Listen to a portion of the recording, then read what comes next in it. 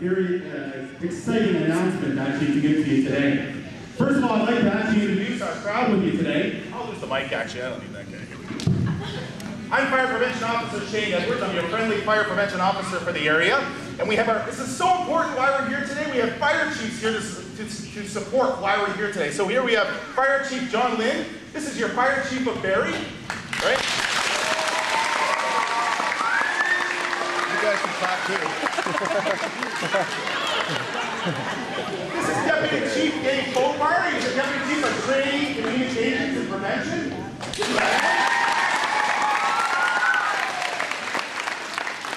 And these are your friendly neighborhood firefighters. Captain Marty Bercaro, your man.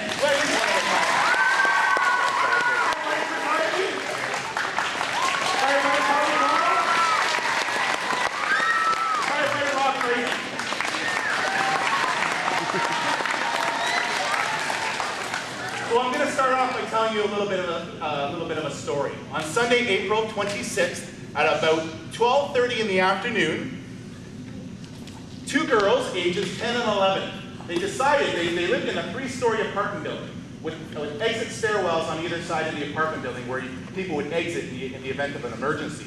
Well, there were newspapers in the stairwells of that apartment building. The 10 and 11-year-old girls decided that it would be fun to light the papers on fire on either side in the stairwells, filling the stairwells with smoke. Pretty dangerous? Yeah. Yes, very dangerous. One of the fires was about to go out, and they decided that maybe we'll go get some more paper. When along came a little 8-year-old and approached these girls, oh my goodness. It's not funny. You guys just give me a nod. It's not funny. Who's that guy?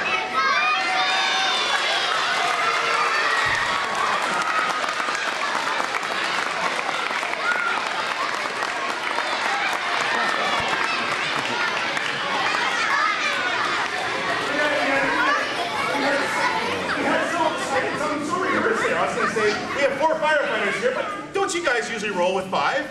Oh, who's our 5th? Let's start with the fire dog!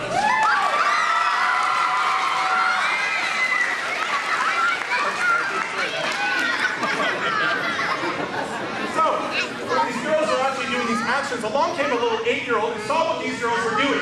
The little girl saw what these older, more intimidating girls were doing, and the older girls told this little 8-year-old, "Don't you dare tell the super or anyone else."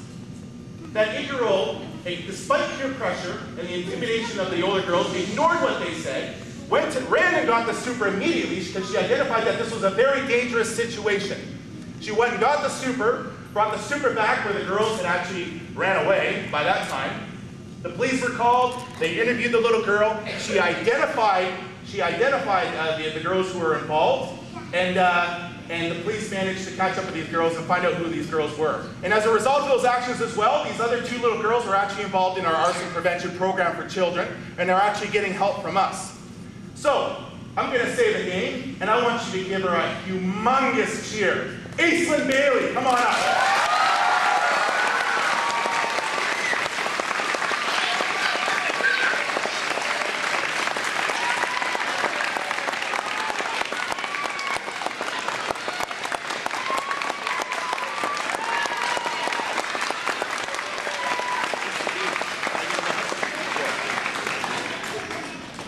I've got more exciting news.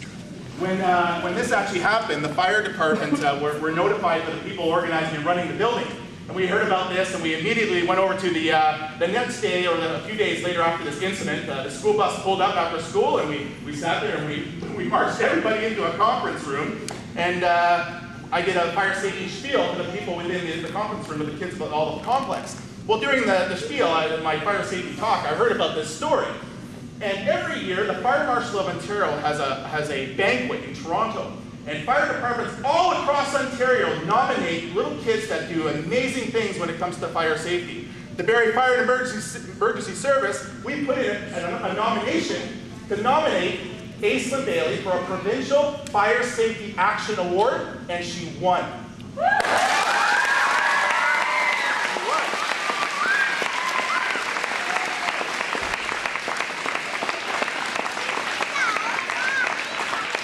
So here's the June 3rd, the fire department will be taking Aislinn and her family down to Toronto for a big banquet at the Sutton Place Hotel, downtown Toronto, where we have a reception and we have a big awards ceremony. And Aislinn's going to receive a Fire Safety Action Award from the Fire Marshal of Ontario, Patrick Burke, June 3rd at about 11 o'clock on June 3rd. Isn't that wonderful?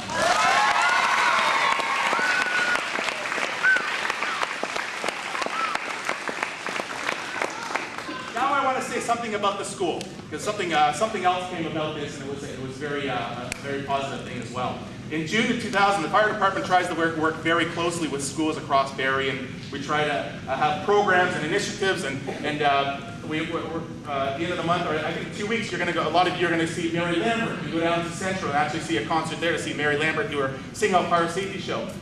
In the fall of 2007, we ran a fire safety program through here. One of the questions on the nomination form is, where did that Aislinn Bailey get her fire safety knowledge from? And that's one of the questions on the actual application. In 2007, we actually had a program where we sent out homework assignments to schools. A little yellow paper to go home and actually talk about fire safety with your family. Do a home escape plan, test your smoke alarm, find 2 ways out of your home, make sure you have address numbers on the front, make sure you have smoke alarms on every level of your home. We actually collected those assignments after that program. We dug through the assignments at the fire hall, and we pulled out Lexi and Levi's and Aislinn's homework assignment from 2007. So this school had a big part in Aislinn's fire safety knowledge to deal with that situation. So make sure that's that.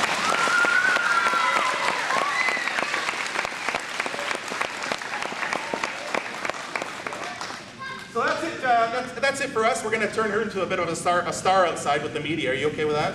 Didn't expect that this morning, did you? So thank you very much for having us, guys.